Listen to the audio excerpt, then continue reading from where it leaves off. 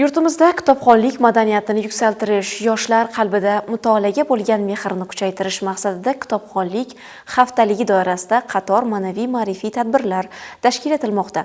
Ana shunday tadbirlardan biri Hamid Olimjon va Zulfiya ijod maktabida bo'lib o'tdi.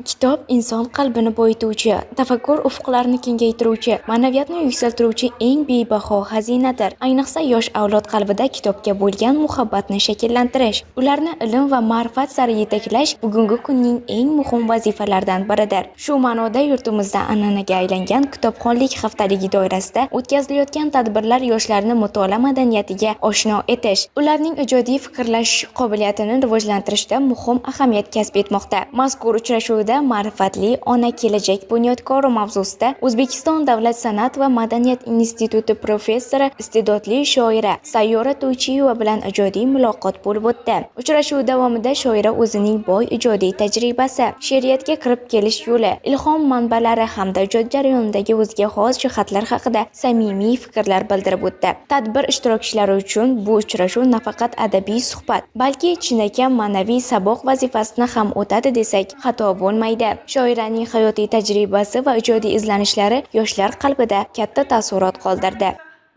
13-17 aprel kunlari Jizzax viloyat axborot kutubxona markazida navbatdagi kitobsevar millat shiori ostida 6-kitobxonlik haftaligi bo'lib o'tyapti.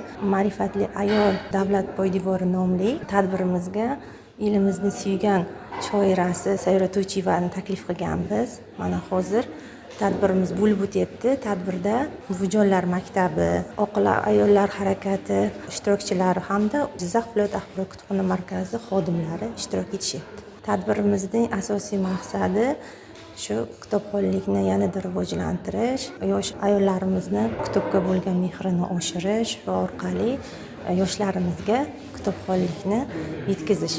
Bunday ma'rifiy uchrashuvlar yoshlarni kitob mutolaasiga qiziqtirish, ularning estetik didini shakllantirish va ijodga bo'lgan intilishini kuchaytirishda muhim o'rin tutadi. Xulosa o'rnida aytish joizki, bunday tadbirlar yosh avlodni ma'naviy, barkamol, bilimli va ijodkor shaxslar etib tarbiyalash yo'lida muhim qadamlardan biri hisoblanadi.